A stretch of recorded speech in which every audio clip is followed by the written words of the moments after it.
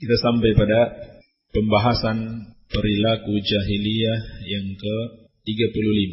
Qala al-muallif rahimahullahu ta'ala al-mas'alatul khamisatu wa thalathuna. Permasalahan yang ke-35. At-ta'abbudu bi kashfil aurat. Di antara perilaku jahiliyah atau karakteristik orang-orang kafir yang hidup di zaman jahiliyah adalah beribadah kepada Allah Subhanahu wa ta'ala dengan membuka aurat mereka. Beribadah kepada Allah dengan membuka aurat mereka. Kaqaulihi ta'ala, sebagaimana firman Allah Subhanahu wa ta'ala, wa idza fa'alu fahishatan qalu wajadna 'alaiha aba'ana wallahu amarana biha. Apabila mereka melakukan suatu kekejian, yaitu membuka aurat mereka, maka mereka mengatakan, kami dapati bapak-bapak kami dahulu atau nenek moyang kami dahulu juga melakukannya. Dan Allah Subhanahu wa ta'ala memang memerintahkannya. Ini pengakuan mereka. Mereka lakukan kekejian dan mereka katakan, itu sudah dilakukan nenek moyang kami terdahulu. Dan itu memang perintah Allah Subhanahu wa ta'ala. Surat Al-A'raf ayat ke-28. Jadi inilah salah satu sifat ahlul jahiliyah, salah satu perilaku mereka yang kita diperingatkan oleh Allah Subhanahu wa ta'ala jangan sampai meniru-niru mereka. Yaitu mereka beribadah kepada Allah Subhanahu wa ta'ala dengan membuka aurat mereka. Ini ketika mereka melakukan tawaf. Ketika mereka melakukan tawaf di Ka'bah, dijelaskan oleh para ulama mufassirin, orang-orang jahiliyah dahulu yang datang dari luar kota Makkah, syaitan menipu mereka. Syaitan menghias-hiasi amalan buruk mereka. Kata syaitan, siapa yang datang dari luar Ka'bah atau dari luar haram, dari luar Makkah, maka dia tidak boleh tawaf dengan menggunakan pakaiannya yang dia gunakan untuk bermaksiat kepada Allah. Jadi kata syaitan menipu mereka, tidak boleh seorang tawaf dengan menggunakan pakaian yang pernah dia lakukan maksiat kepada Allah Subhanahu wa ta'ala ketika dia mengenakan pakaian tersebut. Lalu bagaimana caranya? Caranya dia harus beli baju baru atau dia harus minjam sama orang yang ada di sekitar Ka'bah. Kalau tidak, berarti dia harus tawaf dengan tanpa menggunakan pakaian. Dan ini terjadi, laki-laki dan wanita. Subhanallah, betapa buruknya mereka, betapa jahilnya mereka. Laki-laki dan wanita tawaf di Ka'bah, di rumah Allah Subhanahu wa ta'ala, dalam keadaan telanjang. Tidak menggunakan pakaian untuk menutup aurat mereka. Dan lebih parahnya lagi, mereka anggap itu sebagai suatu ibadah. Mereka anggap itu sebagai suatu kebaikan, entah dari mana mereka dapatkan. Dalam ayat ini dijelaskan, mereka berdalil dengan dua dalil. Dari mana mereka dapatkan? Menurut mereka, beribadah kepada Allah Subhanahu wa ta'ala dengan membuka aurat dari dua dalil. Atau dengan dua alasan. Yang pertama kata mereka, qalu wajadna 'alaiha aba'ana. Kami dapati nenek moyang kami melakukan seperti itu. Ini cara berdalil ahlul jahiliyah. Ketika mereka melakukan suatu amalan, tidak tahu mereka apakah amalan itu benar-benar berdasarkan perintah Allah, berdasarkan petunjuk Rasulullah sallallahu alaihi wa alihi wasallam, ataukah justru itu adalah ajaran syaitan. Maka karena tidak tahu apakah itu betul-betul wahyu dari Allah, sudah dijadikan dalil perbuatan nenek moyang mereka. Kami dapati nenek moyang kami sudah lakukan seperti itu, sudah kami ikuti. Tidak perlu cari tahu apakah itu benar atau salah. Maka janganlah sampai kita mengikuti cara berdalil orang-orang jahiliyah ini. Belum tentu apa yang dilakukan orang-orang tua kita dahulu itu benar. Belum tentu apa yang kita wariskan dari budaya-budaya nenek moyang kita dahulu itu benar. Tetapi harus ditimbang dengan Al-Quran was sunnah. Kalau warisan budaya, amalan-amalan yang kita terima dari nenek moyang kita itu tidak bertentangan dengan Al-Quran dan As-Sunnah, maka kita jaga, kita pelihara. Kalau perlu, dijadikan sebagai situs wisata. Tetapi kalau ternyata bertentangan dengan Al-Quran dan As-Sunnah, maka tidak boleh dipelihara. Seperti ada kebiasaan orang-orang kafir di Bali, orang-orang Hindu, itu ciuman berjamaah. Laki-laki dan perempuan, ada suatu budaya, suatu tradisi mereka berciuman di tengah lapang. Dan dilihat oleh seluruh orang, dilihat oleh para turis-turis dan sebagainya. Ini budaya-budaya, tradisi-tradisi jahiliyah, bertentangan dengan Al-Quran wa Sunnah. Dan Allah Subhanahu wa Ta'ala telah mencelah cara pendalilan seperti ini. Sebagaimana dalam firman-Nya, "Wa kadzalika ma arsalna min qablika fi qaryatin min nadhirin illa qala mutrafuha inna wajadna aba'una ala ummatin wa inna ala atharihim muqtadun." Dalam surat Az-Zukhruf ayat ke-23. Demikianlah, tidaklah kami mengutus sebelum engkau wahai Muhammad pada suatu negeri seorang rasul yang memberikan peringatan, kecuali orang-orang yang hidup mewah di negeri itu akan mengatakan, sesungguhnya kami telah mendapatkan nenek moyang kami mengikuti suatu ajaran yang berbeda dengan ajaranmu, dan kami hanyalah mengikuti mereka. Ini ucapan orang-orang jahiliyah di dalam menentang para rasul, di dalam menentang orang-orang yang mengajak mereka kepada Al-Quran dan As-Sunnah. Diajak mereka mengikuti Al-Quran, diajak mereka meneladani Rasulullah SAW. Apa jawaban mereka? Ini bertentangan dengan ajaran nenek moyang kita. Nenek moyang kita tidak mengajarkan seperti itu. Maka Allah Subhanahu wa Ta'ala membantah mereka dalam banyak ayat. Awalau kana aba'uhum la ya'qiluna syai'aw wa la yahtadun. Apakah mereka tetap akan mengikuti nenek moyang mereka, walaupun sebenarnya nenek moyang mereka itu tidak memahami apapun dan tidak mendapatkan hidayah? Dalam surat Al-Baqarah ayat ke-170. Dalam surat Al-Maidah ayat ke-104 Allah juga berfirman, awalau kana aba'uhum la ya'lamuna syai'aw wa la yahtadun. Apakah mereka tetap akan mengikuti nenek moyang mereka walaupun mereka itu tidak mengetahui apapun dan tidak mendapatkan hidayah? Jadi jangan asal terima saja apapun yang kita lihat, kita dengarkan atau diajarkan oleh nenek moyang kita dahulu. Lihat, kalau sesuai dengan Al-Quran dan As-Sunnah kita terima, tetapi kalau tidak, maka kita tinggalkan. Inilah yang diajarkan Islam. Yang kita ikuti adalah panduan atau pedoman hidup yang dapat menyelamatkan kita di dunia dan di akhirat kelak.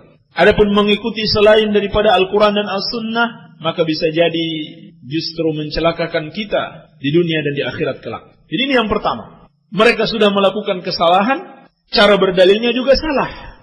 Mereka melakukan kemaksiatan dan bid'ah sekaligus. Jelas kemaksiatan. Membuka aurat adalah kemaksiatan. Dan mereka gunakan itu untuk beribadah. Jadi maksiat dan bid'ah sekaligus. Lalu berdalil dengan cara yang salah. Bukan berdalil dengan wahyu, tetapi berdalil bahwasannya perbuatan tersebut sudah mereka wariskan turun-temurun dari nenek moyang mereka. Ini cara pendalilan mereka yang pertama. Cara yang kedua, yang lebih berbahaya lagi adalah al-qawlu 'ala Allahi bighairi ilmin. Mereka berkata atas Allah tanpa didasari oleh ilmu. Apa kata mereka? Ketika mereka melakukan ibadah kepada Allah dengan telanjang di Ka'bah, tawaf di Ka'bah dengan telanjang, apa kata mereka? Wallahu amarana biha. Allah memerintahkan kita melakukannya. La haula wala quwata illa billah. Perbuatan maksiat kepada Allah, perbuatan bid'ah, mengada-ngada dalam agama, mereka katakan Allah memerintahkan yang seperti itu. Ini persis seperti yang dilakukan oleh sebagian kaum muslimin. Mereka melakukan berbagai macam kebid'ahan, mereka melakukan hal-hal baru yang tidak dicontohkan oleh Rasulullah SAW, lalu mereka katakan itu hasanah, itu bagus, itu bid'ah hasanah. Kalau hasanah kan itu berarti ajaran Islam. Yang namanya kebaikan itu ajaran Islam. Mereka katakan suatu ajaran sebagai ajaran Islam atau ajaran yang datang dari Allah, padahal Allah Subhanahu wa Ta'ala tidak pernah memerintahkan yang seperti itu. Hati-hati. Jangan sampai kita berani berbicara tentang agama Allah tanpa didasari oleh ilmu. Kita mengatakan ini diperintahkan Allah, ini adalah ibadah, dapat mendekatkan diri kepada Allah, ini adalah bid'ah tapi bid'ah hasanah. Maka ini semua ucapan-ucapan orang-orang yang lancang kepada Allah Subhanahu wa Ta'ala, para pendusta atas nama Allah Subhanahu wa Ta'ala. Dan ini lebih berat bahayanya dari yang pertama. Pendalilan yang seperti ini lebih berat, lebih besar dosanya. Kenapa? Karena mereka telah berani berdusta atas nama Allah Subhanahu wa taala. Mereka telah berani berdusta atas nama Allah Subhanahu wa taala, dan inilah pokok kesesatan. Munculnya berbagai macam kesesatan, kesyirikan dan kebid'ahan itu tidak akan pernah ada kecuali diawali dengan ucapan tanpa didasari oleh ilmu. Tidak akan pernah orang berdoa kepada penghuni kubur kecuali ada kiai yang mengatakan itu bagus, itu boleh. Bahkan dia mengatakan itu ajaran Islam, itu perintah Allah, itu petunjuk Rasulullah sallallahu alaihi wasallam. Sahabat melakukannya, para imam melakukannya. Padahal semua itu dusta. Tidak ada petunjuknya dari Al-Quran, tidak dari As-Sunnah, tidak dari para sahabat, tidak dari imam yang 4, tidak dari para ulama Ahlus Sunnah wal Jamaah. Bahkan ulama seluruhnya sepakat, siapa yang menjadikan antara dia dengan dirinya, antara dirinya dengan Allah Subhanahu wa taala suatu perantara untuk berdoa kepada Allah, kemudian dia berdoa kepada para perantara tersebut agar meneruskan doanya kepada Allah, ulama seluruhnya sepakat, tidak ada yang berbeda pendapat. Maka dia telah melakukan asyirkul akbar, syirik besar yang mengeluarkan dia dari Islam, menyebabkan dia murtad. Lalu tiba-tiba ada orang yang mengatakan ini ajaran Islam, ini perintah Allah, atau minimal dia mengatakan ini mazhab Syafi'i. Padahal dicari seluruh kitab mazhab Syafi'i tidak ada satupun yang mengajarkannya. Apalagi kitab-kitab karangan Al-Imam Asy-Syafi'i rahimahullahu taala. Iya. Inilah penyebab bermunculannya berbagai macam kesyirikan dan kebid'ahan di tengah-tengah umat. Karena adanya orang-orang yang lancang, berani menyandarkan kepada agama suatu ajaran yang tidak berasal dari agama Allah Subhanahu wa taala. Maka Nabi sallallahu alaihi wasallam telah memperingatkan, "Man ahdatsa fi amrina hadza ma laysa minhu fa huwa raddun." Dalam hadis Aisyah di dalam As-Sahihain, barang siapa membuat-buat cara baru di dalam beragama yang tidak kami perintahkan, maka itu tertolak. Man 'amila amalan laisa 'alaihi amruna fa huwa raddun. Dalam riwayat Muslim, barang siapa yang mengamalkan suatu amalan yang tidak kami perintahkan, maka amalan itu tertolak. Ini apabila seorang melakukan bid'ah di dalam ibadah, apalagi kalau bid'ah dan sekaligus juga maksiat seperti yang dilakukan oleh ahlul jahiliyah. Seperti juga dilakukan oleh sebagian kaum muslimin atau sebagian orang-orang sufi, beribadah kepada Allah dengan nyanyian-nyanyian, dengan tarian-tarian yang hal itu diharamkan di dalam syariat Islam. Mereka beribadah kepada Allah dengan bid'ah dan dengan maksiat sekaligus. Maka Allah Subhanahu wa taala membantah mereka di dalam lanjutan ayat, "Qul innallaha la ya'muru bil fahsya." Katakan kepada mereka, sesungguhnya Allah Subhanahu wa taala tidak memerintahkan kalian untuk melakukan kekejian. Maka Allah Subhanahu wa taala menamakan membuka aurat adalah kekejian. Ini pelajaran yang sangat berharga bagi kita, bahwasannya membuka aurat itu adalah dosa besar. Itu adalah dosa besar. Karena Allah Subhanahu wa taala mengatakan itu adalah fahsya, kekejian. Anehnya hari ini sebagian manusia yang taklid, ikut-ikutan kepada orang-orang kafir, menamakan itu sebagai suatu kemajuan, suatu peradaban. Bukan zamannya lagi katanya pakai jilbab, apalagi pakai cadar. Itu zaman orang-orang Badui, orang-orang Arab Badui dahulu kata mereka. Sekarang zamannya buka-bukaan. Wanita sudah tidak malu lagi membuka auratnya. Seperti ayam di pasar, harganya rendah sekali. Bulunya sudah lepas semua, terlihat semuanya. Semua orang bisa memegangnya. Ini perumpamaan wanita-wanita kafir yang mempertontonkan auratnya. Semua orang bisa lihat. Tidak ada lagi kehormatan bagi suaminya. Semua lelaki bisa menikmati tubuhnya. Semua bisa melihatnya. Bahkan terkadang sebagian wanita kalau di rumah pakai pakaian yang menurut anggapan mereka sudah sopan. Pakai pakaian biasa-biasa saja. Tetapi kalau keluar rumah dia justru buka-bukaan. Tetapi wanita muslimah itu bagaikan permata. Dia terjaga, disimpan di tempat yang baik. Tidak setiap orang bisa memegangnya. Demikian perumpamaan wanita muslimah dan wanita kafirah. Maka Allah Subhanahu wa taala menamakan membuka aurat di sini sebagai fahisyah dan fahsya, menunjukkan ini adalah dosa besar. Maka jangan tertipu dengan seruan-seruan dan propaganda orang-orang kafir Apakah propaganda secara langsung ataupun tidak langsung, berupa produksi film-film yang mengajak kepada membuka aurat, mempertontonkan aurat terbuka, sehingga orang-orang yang membuka aurat ini justru menjadi idola-idola kaum muslimin, khususnya anak muda. Iya. Dan baru-baru ini terjadi kasus-kasus perkosaan di jalan-jalan. Itu karena wanita-wanita ini menggunakan pakaian yang terbuka auratnya, sehingga memancing hal ini terjadi. Maka Allah Subhanahu wa taala sebetulnya sudah memperingatkan, "Innallaha la ya'muru bil fahsya." Dan Allah memerintahkan untuk menutup aurat. Dan ini termasuk dosa besar, dijelaskan oleh Syekh Shalih Al-Fauzan hafizahullah taala, kecuali dalam dua perkara. Dibolehkan membuka aurat dalam dua perkara. Yang pertama, karena alasan darurat, seperti di dalam pengobatan yang mengharuskan atau terpaksa harus membuka aurat, maka ini darurat. Hukumnya hukum darurat. Iya. Kemudian yang kedua, antara suami istri. Antara suami istri. Ini yang dibolehkan. Adapun selain itu, hukumnya haram, dan itu termasuk fahisyah, termasuk kekejian. Lalu kata Allah, "Ataquluna 'ala Allahi ma la ta'lamun?" Apakah kalian mengucapkan atas Allah apa yang tidak kalian ketahui? Maka ini adalah celaan kepada kaum musyrikin, kepada ahlul jahiliyah yang berbicara atas nama Allah tanpa didasari oleh ilmu. Mereka katakan ajaran sesat mereka sebagai perintah Allah, padahal Allah tidak pernah memerintahkan demikian. Mereka katakan sebagai suatu kebaikan, mereka buat istilah bid'ah hasanah, padahal siapa yang mengatakan itu hasanah? Apakah Allah yang mengatakan itu hasanah? Apakah Rasulullah SAW mengatakan itu hasanah? Tidak ada dalilnya. Mereka berkata tanpa ilmu. Tetapi itu hanyalah hasanah menurut akal-akal mereka yang rusak, menurut hawa nafsu mereka. Maka pada ayat yang selanjutnya, yakni pada ayat yang ke-33 dari surat Al-A'raf, Allah Subhanahu wa taala telah mengingatkan, "Qul innama harrama rabbi al-fawahisha ma zahara minha wa ma batan." Katakanlah, Rabbku hanya mengharamkan hal-hal yang keji, yang nampak maupun yang tersembunyi. Wal itsma wal baghya bighairil haqq. Demikian pula Allah mengharamkan perbuatan dosa dan perbuatan melampaui batas tanpa hak.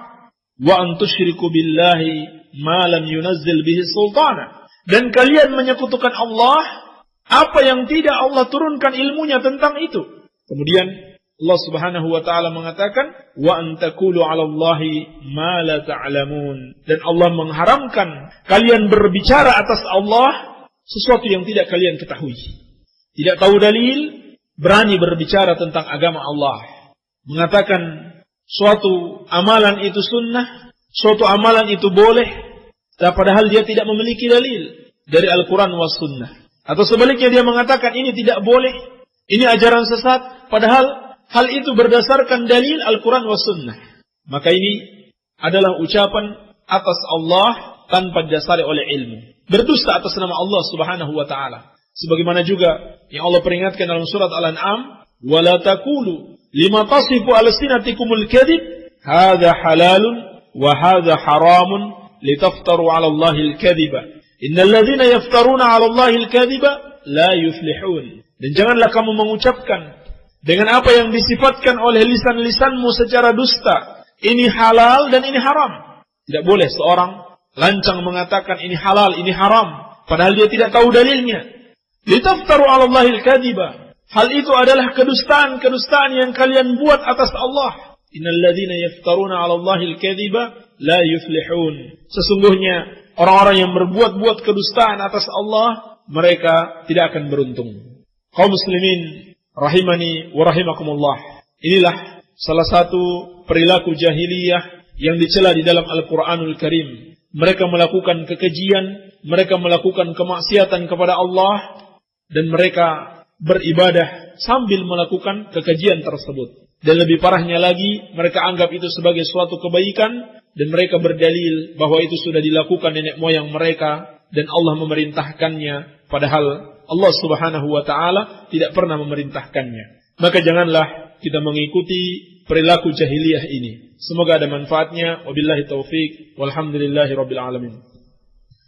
Kaum muslimin wal muslimat, para pendengar radio dakwah salafiyah rahimani wa rahimakumullah jami'ah. Alhamdulillah pembahasan materi kajian sudah selesai, dan insyaallah sekarang kita akan menginjak kepada pembahasan mengenai pertanyaan-pertanyaan yang masuk ke radio kami. Bagi antum yang mempunyai pertanyaan-pertanyaan seputar materi kajian ini atau seputar syariat yang lainnya, kami persilakan untuk mengirimkannya ke kami, yakni di 085353020304, 085353020304, atau bisa juga mengirimkannya melalui surat alamat kami, yakni Pondok Pesantren An-Nur Al-Asari, Kedung Kendal, Sindang Sari, Banjarsari, Ciamis, Jawa Barat.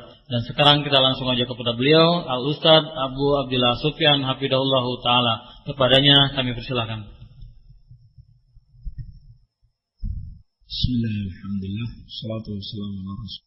Saya mau tanya, ada orang dari kecil, dia Islam sampai dewasa, terus dia masuk Kristen, dia murtad, terus masuk lagi Islam. Status dia dalam Islam, dan menurut Islam bagaimana? Balas ke handphone, karena radio Salafi lenyap dengan gelombang lain. Wassalam, Dedi Panjalu. Baik, insyaallah ta'ala bisa dibalas melalui SMS oleh pengurus radio, bahwasannya apabila seorang itu masuk Islam lagi dengan sungguh-sungguh, dengan benar-benar bertobat kepada Allah Subhanahu wa taala, maka sah keislamannya. Diterima dia sebagai seorang muslim, yakni dengan memenuhi syarat-syarat taubat. Di antaranya menyesali dosa yang dia lakukan, kemudian dia tinggalkan kekafiran tersebut, dan dia bertekad tidak akan mengulangi lagi dosa yang dia lakukan di masa depan. Ini syarat-syarat taubat yang utama. Kalau dia bertobat dengan sungguh-sungguh, maka diterima. Demikian pula kalau ada saudara kita yang murtad, wal-iyadu billah, maka kita ajak dia lagi masuk Islam. Bukan langsung di boykot, tidak mau ketemu sama sekali. Tapi dia ajak lagi masuk Islam. Diingatkan bahwa dosanya itu dosa yang sangat berbahaya, dapat menyebabkan dia kekal di neraka. Iya. Kalau dia masuk Islam, alhamdulillah. Kalau tidak mau lagi sama sekali masuk Islam, baru kemudian diboikot. Tapi harus ada usaha dulu untuk mengajak dia masuk Islam. Baik. Assalamualaikum warahmatullahi wabarakatuh. Maaf, mohon informasi tentang kasus pemukulan terhadap khotib di Aceh. Apa sebabnya? Mohon jawabannya. Terima kasih, Ami Bashir. Saya tidak tahu. Wallahu a'lam. Namun tentunya hal ini ada sesuatu yang tidak pantas dilakukan.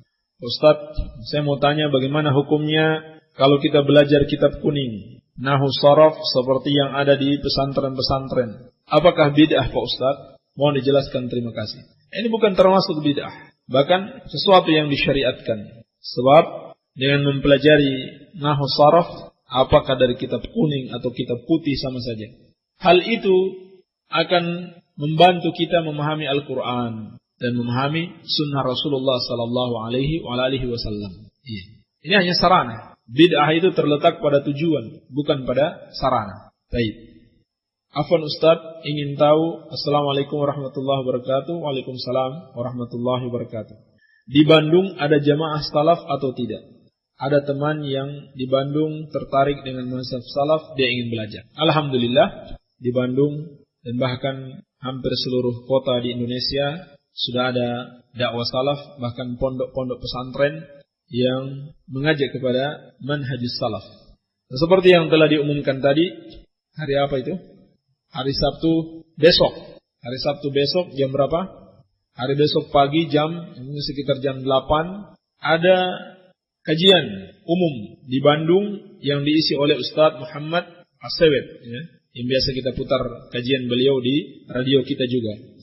Tempatnya di mana? Di pondok pesantren di Masjid Al-Ukhuwah, Kota Bandung. Masjid pemerintah Kota Bandung atau pemerintah provinsi, saya kurang ingat. Yang pasti masjid pemerintah di Masjid Al-Ukhuwah, Kota Bandung. Alhamdulillah, selain itu sudah banyak tersebar. Alhamdulillah, ana juga ada jadwal di Bandung setiap bulan, pekan kedua ba'da maghrib, hari Selasa atau Rabu, di Masjid Anwarus Salaf di Jelekong, Bandung. Baik.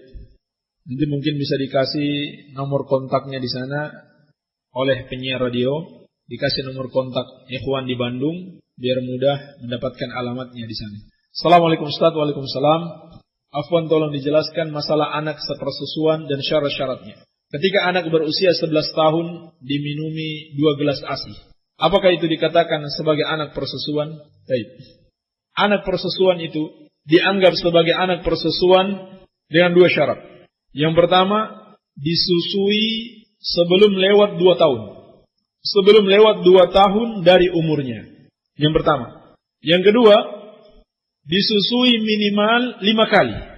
Disusui minimal 5 kali. Jadi kalau ditanyakan di sini sudah 11 tahun, ini tidak lagi. 11 tahun tidak bisa lagi dijadikan sebagai anak susu. Ya. Jadi suami boleh menyusu kepada ibunya. Karena dia sudah lewat 2 tahun. Afwan, suami bisa menyusu kepada istrinya. Kenapa? Karena sudah lewat 2 tahun. Tidak akan jadi saudara sepersusuan. Atau istrinya tidak akan jadi ibu susuan. Baik. Adapun dalil bahwasannya hal itu harus di bawah 2 tahun adalah sebuah hadis dari Ummu Salamah radhiyallahu taala anha. Diriwayatkan oleh Imam Tirmidzi, Nabi sallallahu alaihi wasallam bersabda, "La yuharrimu minar radha'ah illa ma fataqa al-am'a fi al-thadi wa kana qabla al-fitam." Tidaklah mengharamkan dari persusuan itu kecuali apa yang membelah usus dalam masa persusuan, wa kana qabla al-fitam, dan itu dilakukan sebelum masa penyapihan.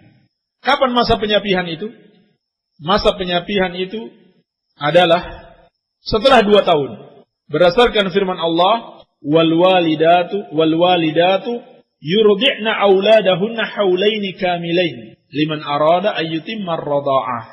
Dan para ibu menyusui anak-anak mereka selama 2 tahun penuh bagi siapa yang ingin menyempurnakan persusuan.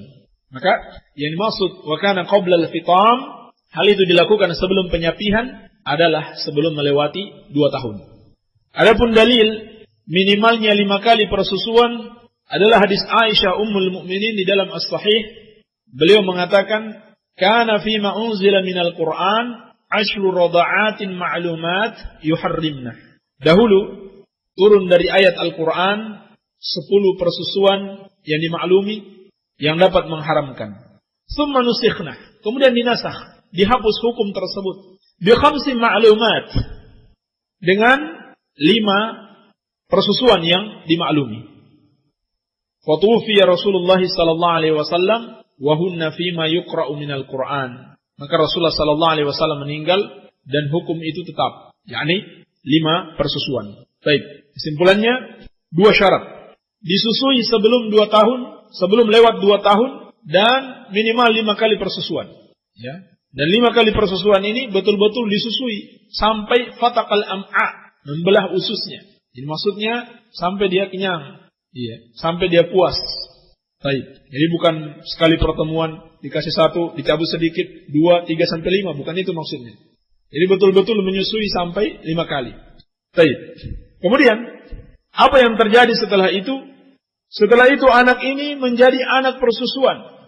Maka haram baginya apa yang diharamkan menurut nasab. Sebagaimana dalam hadis di dalam As-Sahih, wa innahu yahrumu minar radha'a ma yahrumu minan nasab. Sesungguhnya diharamkan dari persusuan apa yang diharamkan dari nasab.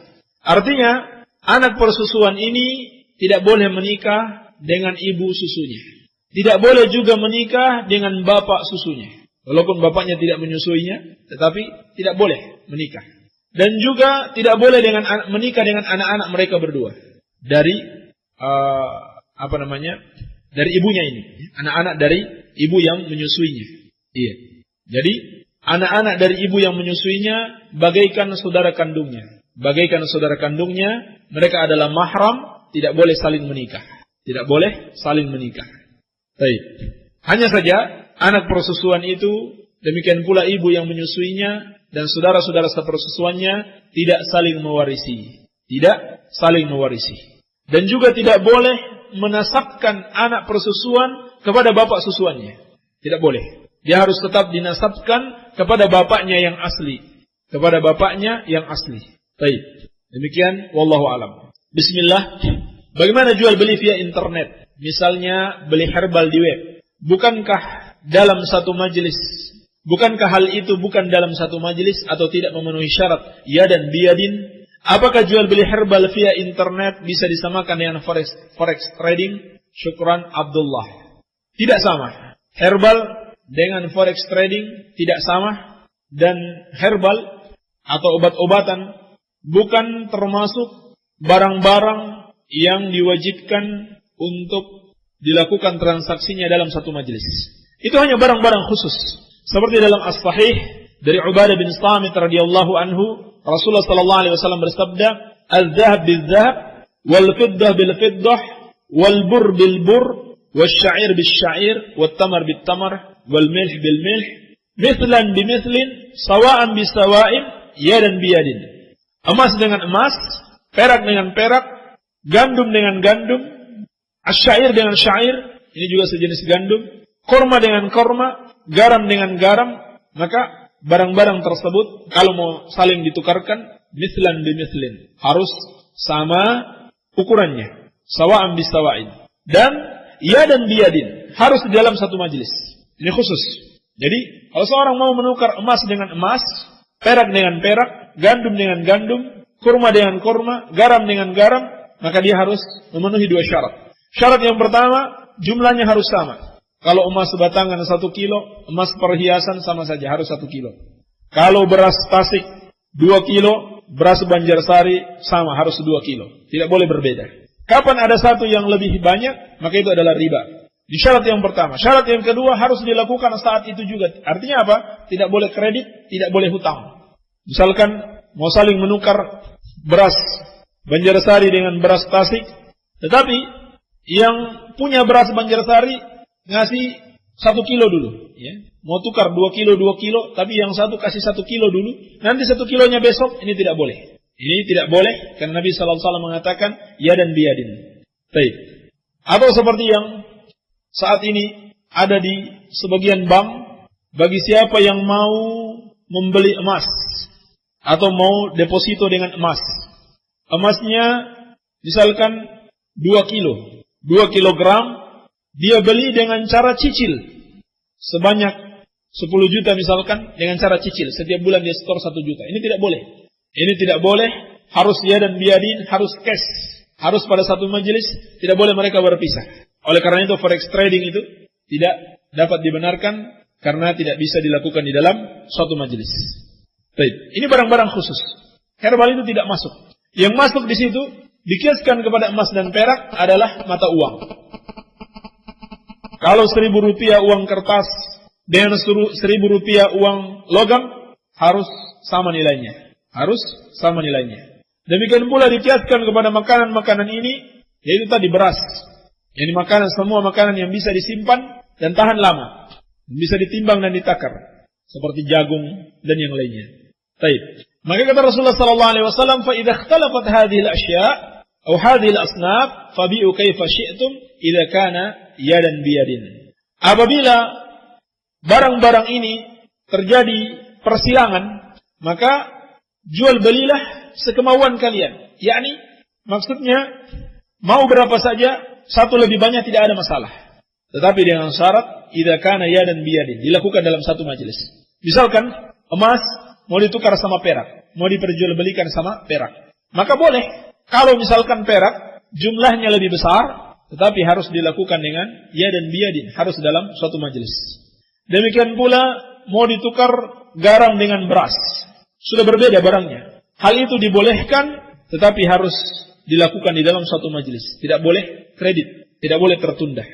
Baik. Kecuali dipersilangkan lagi antara emas dengan makanan atau perak dengan makanan, maka hal ini dua-duanya boleh. Dua-duanya boleh. Boleh satu lebih besar nilainya dan boleh dilakukan dengan cara kredit. Maka kesimpulannya, membeli herbal dengan uang dengan cara kredit ataupun satu barang dia lebih besar nilainya, maka tidak ada masalah. Tidak ada masalah, dikarenakan juga hal itu bukan termasuk asnaf rabawiyah, barang-barang yang ribawi yang disebutkan dalam hadis atau yang dikiaskan padanya. Seperti yang tadi kita sebutkan, uang dikiaskan kepada emas dan perak, dan makanan seperti beras, jagung dikiaskan kepada makanan-makanan yang disebutkan di dalam hadis ini. Sebagai tambahan faedah yang biasa terjadi hari ini, transaksi money changer, ya, penukaran uang. Ya, ini sangat dibutuhkan kalau kita mau ke luar negeri, perlu penukaran uang. Kalau mata uang sudah berbeda, seperti rupiah dengan rial Saudi Arabia, maka tidak mengapa kalau satu mata uang jumlahnya lebih. Misalkan 1.000 rial ditukar dengan berapa? 2.300.000. 2.300.000 rupiah. Maka ini tidak mengapa. Tidak harus ditukar dengan 1.000 rupiah. Kenapa? Karena mata uangnya sudah berbeda. Tetapi tersisa satu syarat, ya dan biyadin. Yang dilakukan dalam majelis tersebut. Jadi kalau kita datang ke money changer, jangan dulu serahkan uang sampai kita lihat dia sudah siap uangnya. Jadi jangan sampai kita serahkan uang, tunggu sebentar ya, uang saya mau saya ambil dulu. Dia pergi ke money changer tetangga karena dia sudah habis stok. Maka ini tidak boleh. Hal ini tidak boleh. Harus dalam suatu majelis. Baik. Assalamualaikum warahmatullahi wabarakatuh. Bagaimana pandangan ulama salaf tentang golongan Khawarij, Mu'tazilah, Mazhab I'tizal dan golongan Karamiyah? Mohon penjelasan. Wassalam. Ringkasnya, itu adalah golongan-golongan yang sesat, banyak sekali penyimpangan-penyimpangan mereka. Afwan, apa boleh membantu ortu yang terlilit hutang bank? Bahkan kewajiban seorang anak membantu orang tuanya yang terlilit hutang. Kalau hutangnya bersama dengan bank yang terdapat di situ ribanya, maka disertai dengan nasihat. Tetapi tetap wajib anaknya membantu membayar hutang, dan jangan membantu membuat hutangnya. Misalkan kalau ada yang mau hutang ke bank, mau hutang dengan cara riba, maka jangan dibantu untuk mendapatkan kucuran dana dari bank. Tapi membantu membayarkan hutangnya disertai dengan nasihat. Ini kewajiban seorang anak membantu orang tuanya. Ustaz, kakak saya suka melakukan safar untuk ziarah ke makam para wali, seperti ke Madura dan lain-lain. Lalu saya memberitahu bahwa hal itu terlarang seperti yang tercantum di dalam hadis Sahih Al-Bukhari. Tapi kakak saya mengatakan maksud hadis itu kan ziarah ke masjid, bukan ziarah kubur. Bagaimana cara saya menjelaskan tentang maksud dari isi hadis tersebut pada kakak saya? Hadis yang dimaksud adalah larangan Rasulullah SAW untuk melakukan safar atau perjalanan jauh dalam rangka ibadah ke suatu tempat tertentu selain kepada 3 masjid. Seperti dalam Sahih Nabi SAW bersabda, "La tushaddur rihal illa ila 3 masajid." Tidak boleh melakukan suatu perjalanan kecuali kepada 3 masjid, yaitu Masjidil Haram, Masjid Nabawi yang ada di Madinah, dan Masjidil Aqsa. Ini saja yang dibolehkan kita melakukan suatu perjalanan dengan niat untuk beribadah di tempat tersebut. Baik. Adapun selain itu, tidak ada dalil yang mengkhususkan tempat-tempat tersebut boleh kita safar padanya. Oleh karena itu, ketika Abu Hurairah radhiyallahu anhu mengunjungi Bukit Tur untuk beliau melakukan sholat di sana, melakukan ibadah di sana, lalu ada seorang yang mengingkari beliau, yaitu Nadra al-Ghifari, sampai dia mengatakan, "Lau adraktuka qabla an takhruja ma kharajta." Andaikan saya mendapatimu sebelum engkau pergi ke sana, tentunya engkau tidak akan pergi. Lalu beliau menyampaikan hadis tersebut dan diterima oleh Abu Hurairah radhiyallahu taala anhu. Padahal yang dikunjungi apa? Bukan masjid, tetapi Bukit Tur. Dan hadis itu umum. Hadis tersebut umum, tidak dikhususkan masjid saja. Karena Nabi SAW mengatakan la tushaddur rihal, tidak boleh melakukan perjalanan, yakni perjalanan untuk ibadah tertentu. Maka katakan ini umum, tidak dikhususkan masjid tertentu. Apakah tanah tertentu seperti orang-orang Syiah, mereka punya jadwal kunjungan ke Karbala yang ada di Irak, yang mereka anggap sebagai tanah suci. Ini bukan masjid, tapi tidak ada syariat untuk memerintahkan ke sana atau menganjurkan ke sana. Maka ini bid'ah. Demikian pula yang dilakukan Abu Hurairah tadi, bukan masjid yang beliau kunjungi, tapi Bukit Tur. Ini bukit yang Allah Subhanahu wa taala berikan wahyu kepada Nabi Musa alaihissalam di bukit tersebut. Tetapi Abu Hurairah memahami hal itu tidak boleh sebetulnya. Andaikan beliau mendengarkan hadis ini sebelum beliau pergi, maka beliau tidak akan pergi. Maka ini menunjukkan keumuman dalil. Katakan bahwasannya riwayat ini umum, hadisnya umum, melarang semua tempat ziarah demi untuk melakukan suatu amal ibadah tertentu di situ, selain kepada 3 masjid, Masjidil Haram, Masjid Nabawi, dan Masjidil Aqsa. Demikian yang dijelaskan para ulama, wallahu taala alam. Ini yang bisa kita sampaikan, semoga ada manfaatnya. Subhanaka Allahumma bihamdika asyhadu an la ilaha illa anta astaghfiruka wa atubu ilaik. Wa sallallahu ala nabiyyina Muhammadin wa alihi wasallam. Walhamdulillahirabbil alamin.